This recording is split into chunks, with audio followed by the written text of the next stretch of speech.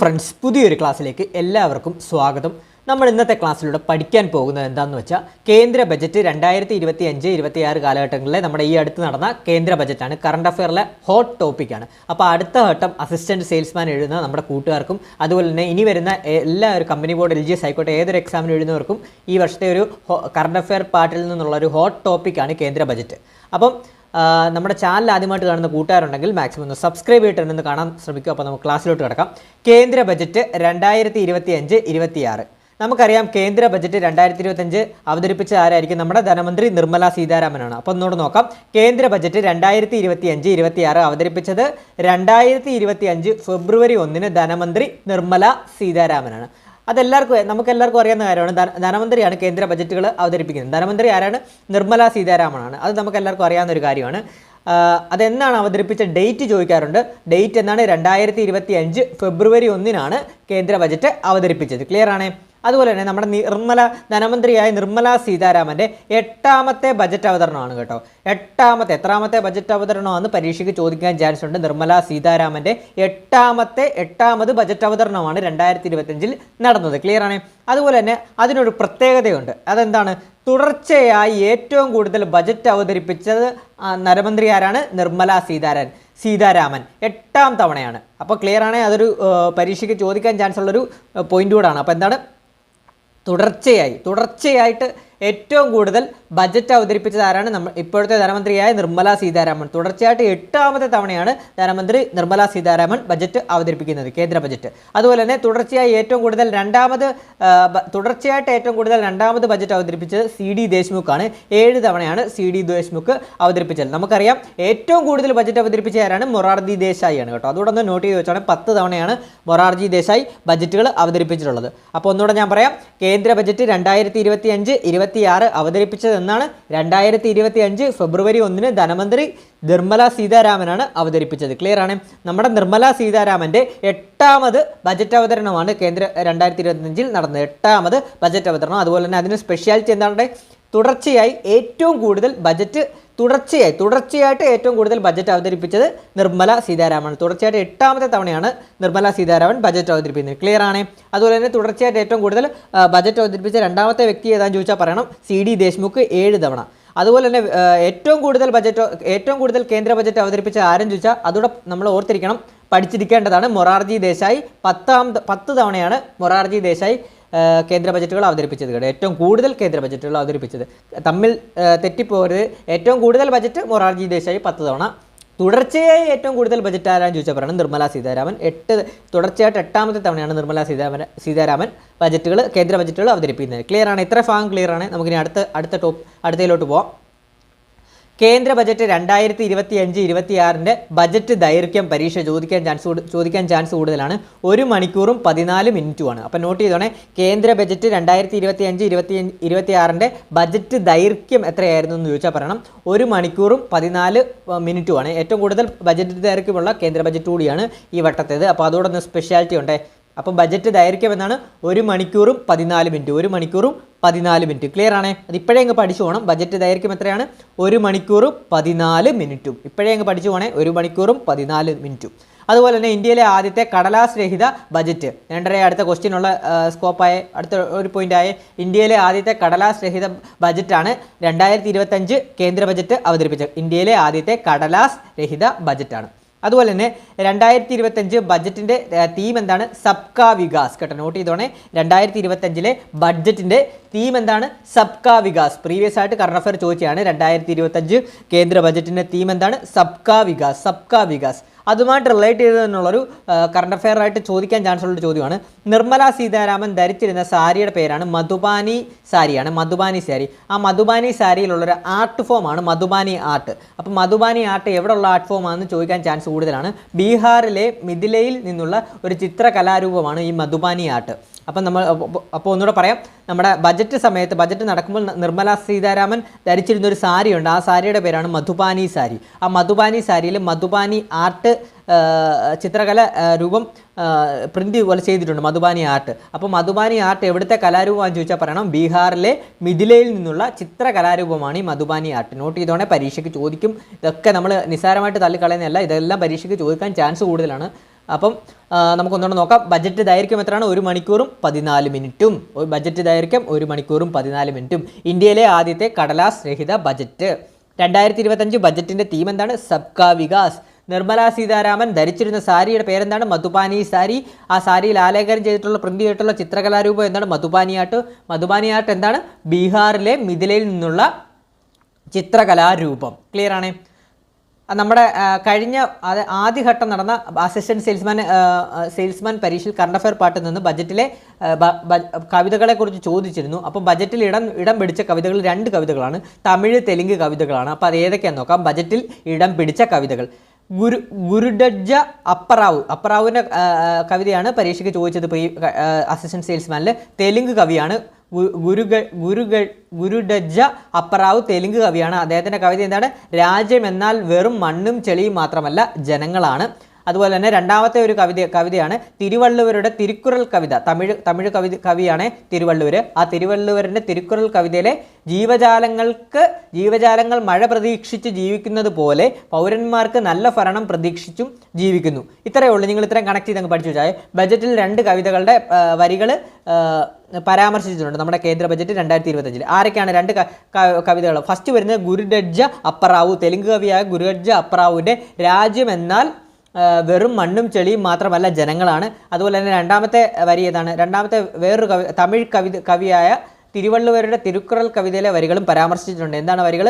ജീവജാലങ്ങൾ മഴ പ്രതീക്ഷിച്ചു ജീവിക്കുന്നത് പോലെ പൗരന്മാർ നല്ല ഭരണം പ്രതീക്ഷിച്ചു ജീവിക്കുന്നു. ഇത്രയും ഒന്ന് കണക്ട് ചെയ്തൊന്ന് പഠിച്ചാൽ മതി. പേടിക്കാവുന്നില്ല, വളരെ സിമ്പിളായിട്ട് തന്നെ ഓർത്ത് നോക്കാം. ഗുരുഡജ്ജ അപ്പറാവിൻ്റെ തെലുങ്ക് കവിയും അതുപോലെ തന്നെ തിരുവള്ളുവരുടെ തിരുക്കുറൽ കവിത തമിഴ് വിഭാഗത്തിൽ നിന്നും നോട്ട് ചെയ്തോണേ. അടുത്ത നമുക്ക് നോക്കാം. അടുത്ത നമ്മൾ ബജറ്റ് ലക്ഷ്യം വെക്കുന്ന ജനവിഭാഗങ്ങൾ ഏതൊക്കെയാണ്? അതെല്ലാം നമുക്കെല്ലാവർക്കും അറിയാവുന്നതാണ്. ദരിദ്രർ, യുവാക്കൾ, കർഷകർ, സ്ത്രീകൾ. അപ്പോൾ ബജറ്റ് ലക്ഷ്യം വെക്കുന്ന 4 ജനവിഭാഗങ്ങൾ ഏതൊക്കെയാണെന്ന് പരീക്ഷയ്ക്ക് ചോദിച്ചാൽ പറയണം. ദരിദ്രർ, യുവാക്കൾ, കർഷകർ, സ്ത്രീകൾ കേട്ടോ. അതുപോലെ തന്നെ വികസിത ഭാരതത്തിലേക്കുള്ള 4 എഞ്ചിനുകൾ ഏതൊക്കെയാണ്? പരീക്ഷയ്ക്ക് ചോദിക്കും. വികസിത ഭാരതത്തിലേക്കുള്ള 4 എഞ്ചിനുകൾ ഏതൊക്കെയാണ്? കൃഷി, MSME ഓർ വ്യവസായം, ഇടത്തര സംരംഭവും അതുപോലെ തന്നെ വ്യവസായമാണ്.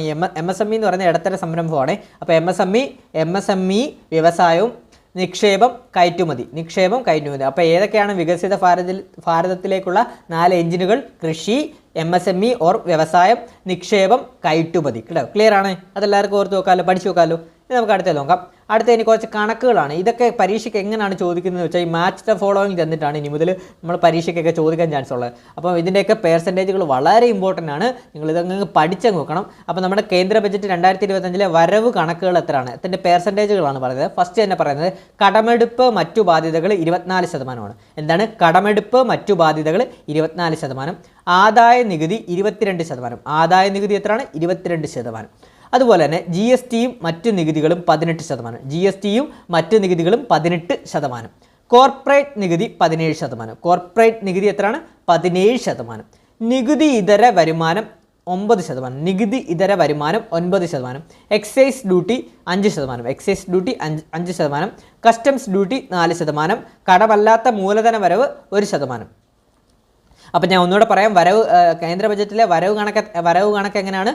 കടമെടുപ്പ് മറ്റു ബാധ്യതകൾ 24%, ആദായ നികുതി 22%, GST മറ്റു നികുതികളും 18%, കോർപ്പറേറ്റ് നികുതി 17%, നികുതി ഇതര വരുമാനം 9%, എക്സൈസ് ഡ്യൂട്ടി 5%, കസ്റ്റംസ് ഡ്യൂട്ടി 4%, കടമല്ലാത്ത മൂലധന വരവ് 1%. അപ്പോൾ ഇത്രയുമാണ് നമ്മുടെ വരവ് കണക്കായിട്ട് വരുന്നത്. വളരെ ഇമ്പോർട്ടൻ്റ് ആണ്. പരീക്ഷയ്ക്ക് ചോദിക്കാൻ ചാൻസ് കൂടുതലാണ്. മാച്ച് ദ ഫോളോയിങ് ഒക്കെ ചെന്നിട്ട് വരവ് കണക്കുകളെ കുറിച്ച് ശതമാനം ചോദിക്കുന്നത് വളരെ ഇമ്പോർട്ടൻ്റ് ആണ്. ഇതെല്ലാം പെർസെൻറ്റേജ് പഠിച്ചു വെക്കണം. അതുപോലെ തന്നെ ഏറ്റവും കൂടുതൽ വരവ് ഏതാണ്? കടമെടുപ്പാണ്. നമ്മൾ ഓൾറെഡി പഠിച്ചാണ്. ഏറ്റവും കൂടുതൽ വരവ് ഏതാണ്? കടമെടുപ്പ് 24% ഏറ്റവും കൂടുതൽ കേന്ദ്ര സർക്കാരിനുള്ള വരവായിട്ട് വരുന്നത്. കടമെടുപ്പ് 24%. അപ്പോൾ നമുക്ക് നോക്കാം. ഇനി നമ്മൾ വരവിനെക്കുറിച്ച്, ബജറ്റിലെ വരവിനെക്കുറിച്ച് നമ്മൾ പഠിച്ചു. ഇനി നമ്മൾ ചെലവിനെക്കുറിച്ചാണ്, കേന്ദ്ര ബജറ്റിലെ ചെലവിനെക്കുറിച്ച് നമ്മൾ പഠിക്കാൻ പോകുന്നത്. ഫസ്റ്റ് തന്നെ സംസ്ഥാനങ്ങളുടെ തീരുവ നികുതി വിഹിതം 22%. അപ്പോൾ ചെലവിൽ ഫസ്റ്റ് വന്നിരിക്കുന്നത് ഏതാണ്? സംസ്ഥാനങ്ങളുടെ തീരുവ നികുതി വിഹിതം 22%. പലിശ അടവ് 20%. കേന്ദ്ര മേഖലാ പദ്ധതികൾ 16%. പ്രതിരോധം 8%. മറ്റു ചിലവുകൾ 8%. ധനകാര്യ കമ്മീഷൻ മറ്റു ട്രാൻസ്ഫറുകൾ 8%. അതുപോലെ തന്നെ കേന്ദ്രം സ്പോൺസർ ചെയ്യുന്ന പദ്ധതികൾ 8%. സബ്സിഡി 6%.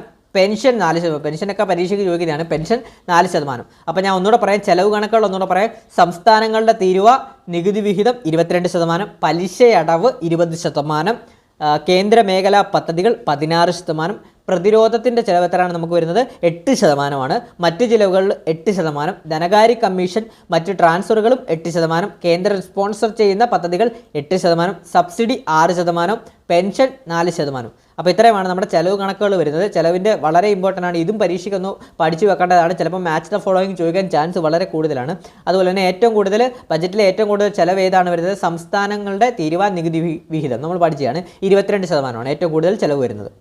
ഇനി നമുക്ക് നോക്കാം, ഏറ്റവും കൂടുതൽ വിഹിതം ചെലവഴിക്കുന്നത് എന്തിനാണെന്നാണ് ചോദിക്കുന്നത്. ഏറ്റവും കൂടുതൽ വിഹിതം ചെലവഴിക്കുന്നത് ഏതാണ്? പ്രതിരോധത്തിനാണ്. ഫസ്റ്റ് ഏറ്റവും കൂടുതൽ വിഹിതം ചെലവഴിക്കുന്നത് പ്രതിരോധ മേഖലയ്ക്കാണ്. നിങ്ങൾ കേട്ടിട്ടുണ്ടോയെന്നറിയത്തില്ല, ഈ പ്രതിപക്ഷമൊക്കെ ഏറ്റവും കൂടുതൽ ഈ ആരോപണം ഉന്നയിക്കുന്നത് എന്തിനാണ്? BJP സർക്കാരുകൾ കൂടുതലായിട്ടും ഈ പ്രതിരോധ മേഖലയ്ക്കാണ് ബഡ്ജറ്റ് വിഹിതം കൂടുതൽ കൊടുക്കുന്നു എന്നുള്ളൊരു ആരോപണം കോൺഗ്രസ് പോലുള്ള പാർട്ടികൾ ഉന്നയിക്കുന്നുണ്ട് കഴിഞ്ഞ സർക്കാരിൻ്റെ കാലത്തൊക്കെ. അപ്പോൾ അത് വെച്ച് കണക്ട് ചെയ്തോണം. BJP ഏറ്റവും കൂടുതൽ വിഹിതം ചിലവഴിക്കുന്ന ആർക്കാണ്? ഏത് ബഡ്ജറ്റിൽ ആർക്കാണ് ഏറ്റവും കൂടുതൽ? ഏത് വിഭാഗത്തിനാണ്? പ്രതിരോധത്തിലാണ്. അപ്പം നോട്ട് ചെയ്തോണം കേട്ടോ. അപ്പോൾ ഏറ്റവും കൂടുതൽ വിഹിതം ചിലവഴിക്കുന്ന ഏത് വിഭാഗത്തിലാണ്? പ്രതിരോധത്തിലാണ്. രണ്ടാമത് ഗ്രാമീണ വികസനമാണ്.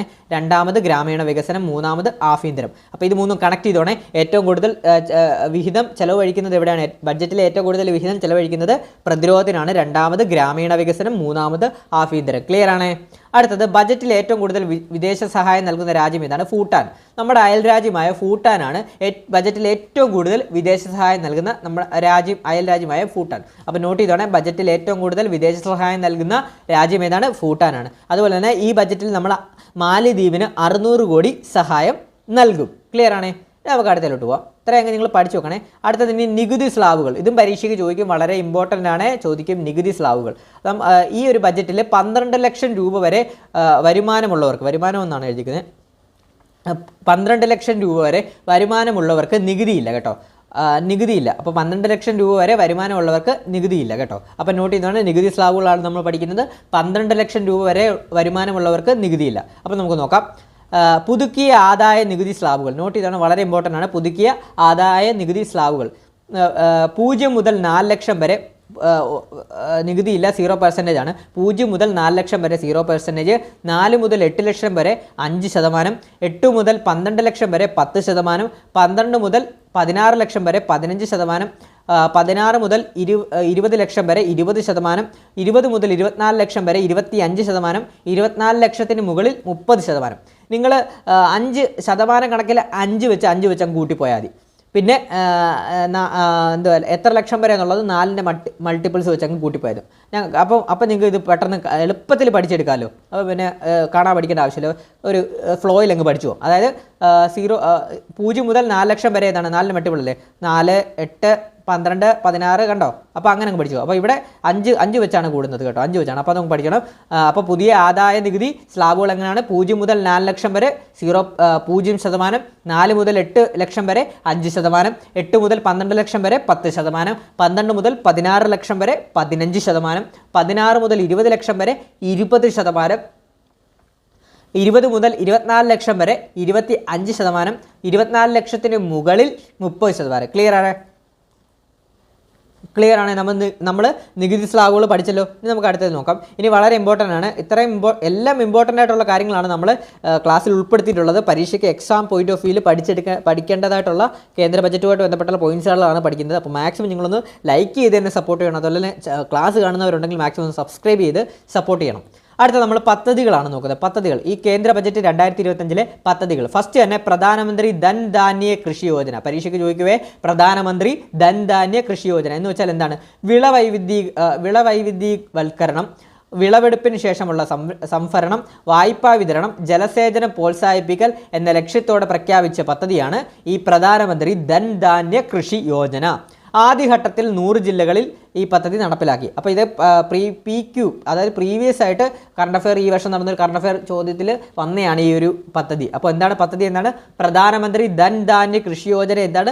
വിളവൈവിധ്യവൽക്കരണം, വിളവെടുപ്പിന് ശേഷമുള്ള സംഭരണം, വായ്പാ വിതരണം, ജലസേചനം പ്രോത്സാഹിപ്പിക്കൽ എന്ന ലക്ഷ്യത്തോടെ പ്രഖ്യാപിച്ച പദ്ധതിയാണ് പ്രധാനമന്ത്രി ധൻധാന്യ കൃഷി യോജന. പ്രധാനമന്ത്രി ധൻധാന്യ കൃഷി യോജന ആദ്യഘട്ടത്തിൽ 100 ജില്ലകളിലേക്കാണ് ഈ പദ്ധതി നടപ്പിലാക്കുന്നത് കേട്ടോ. 100 ജില്ലകളിലേക്ക് നോട്ട് ചെയ്തോണേ. അടുത്ത പദ്ധതി എന്ന് പറഞ്ഞാൽ കോട്ടൺ മിൽ പഞ്ചവത്സര പദ്ധതി വളരെ ഇമ്പോർട്ടൻ്റ് ആണ്. പരുത്തി കൃഷി പ്രോത്സാഹിപ്പിക്കാൻ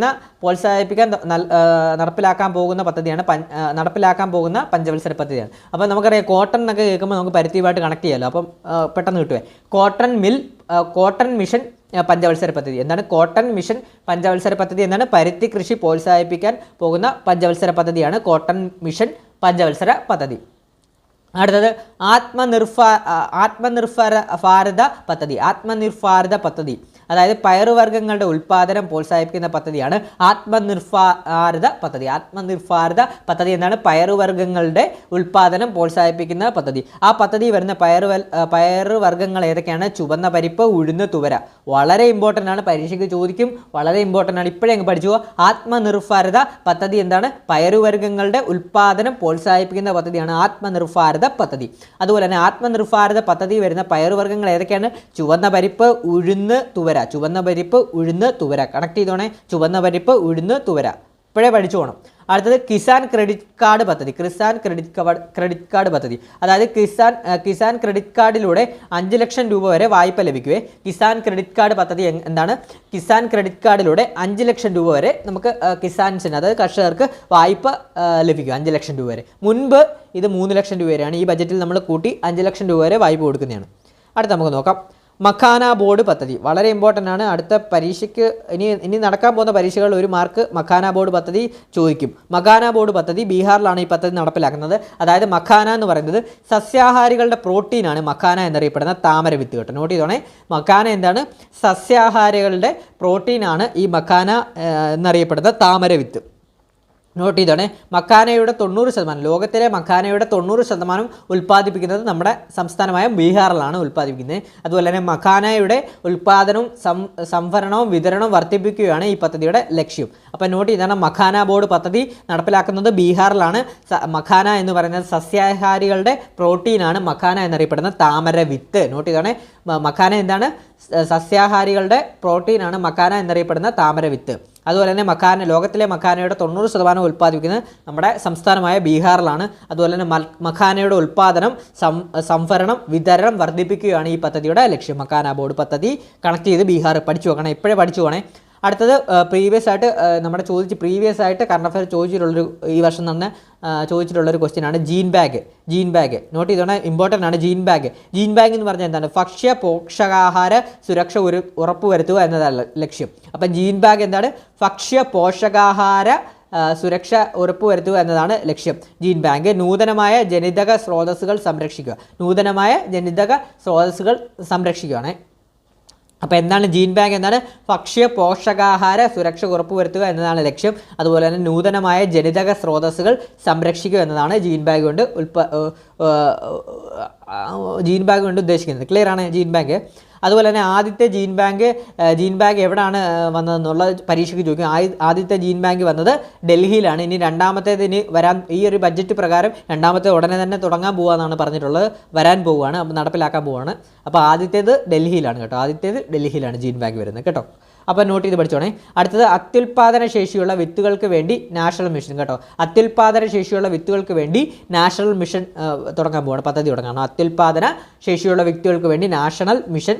ആസാമിലെ യൂറിയ പ്ലാന്റ് ഈ ഒരു ബജറ്റിൽ പ്രഖ്യാപനമാണ്. ആസാമിലെ യൂറിയ പ്ലാന്റ് ഈ ഒരു ബജറ്റ് പ്രഖ്യാപനമാണ്. നോട്ട് ചെയ്തോണേ. അടുത്തതിന് നിക്ഷേപത്തിൽ നിന്ന് ഉഡാൻ പദ്ധതി കേട്ടോ. ഉഡാൻ പദ്ധതി വളരെ ഇമ്പോർട്ടൻ്റ് ആണ്, ചോദിക്കും. ഉഡാൻ പദ്ധതി എന്താണ്? 10 വർഷത്തിനുള്ളിൽ പുതിയ 120 പ്രാദേശിക സ്ഥലങ്ങളിൽ വിമാന സർവീസ് എത്തിക്കുക എന്നാണ് ഉഡാൻ പദ്ധതി കൊണ്ട് ഉദ്ദേശിക്കുന്നത്. ഈ ഒരു പദ്ധതിയുടെ ഭാഗമായിട്ടാണ് ബീഹാറിൽ ഗ്രീൻഫീൽഡ് എയർപോർട്ട് വരുന്നത്. അപ്പോൾ ഇനി പരീക്ഷയ്ക്ക് ചോദിക്കും, അടുത്തിടെ ബജറ്റിൽ പ്രഖ്യാപിച്ച ഗ്രീൻഫീൽഡ് എയർപോർട്ട് വരുന്നത് എവിടെയാണെന്ന് ചോദിക്കും. അപ്പോൾ ബീഹാറിലാണ് കേട്ടോ. ബീഹാറിൽ ഗ്രീൻഫീൽഡ് എയർപോർട്ട് വരുന്നുണ്ട്. ഉടനെ തന്നെ വരും.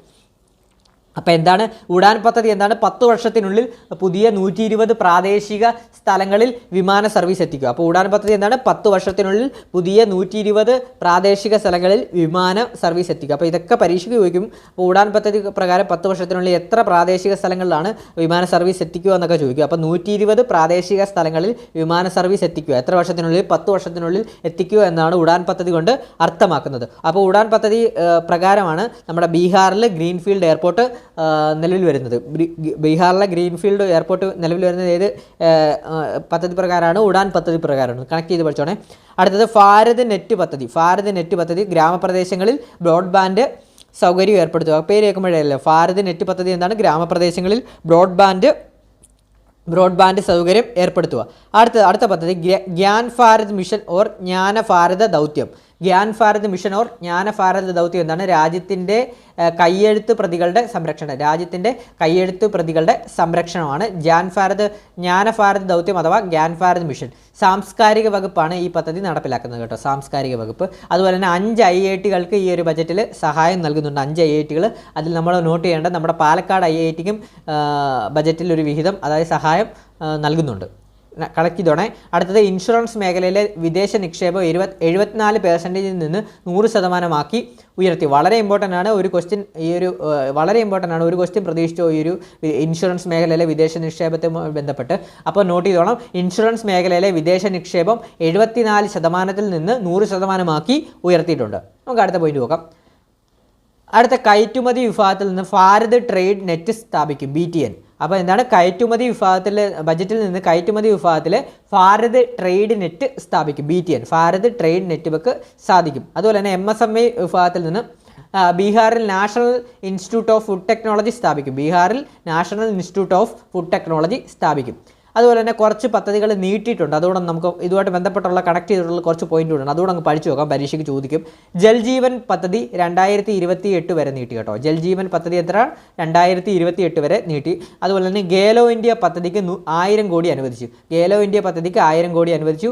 AI വികസനത്തിന് 500 കോടി. AI എന്താണ്? ആർട്ടിഫിഷ്യൽ ഇൻ്റലിജൻസ് വികസനത്തിന് 500 കോടി അനുവദിച്ചു.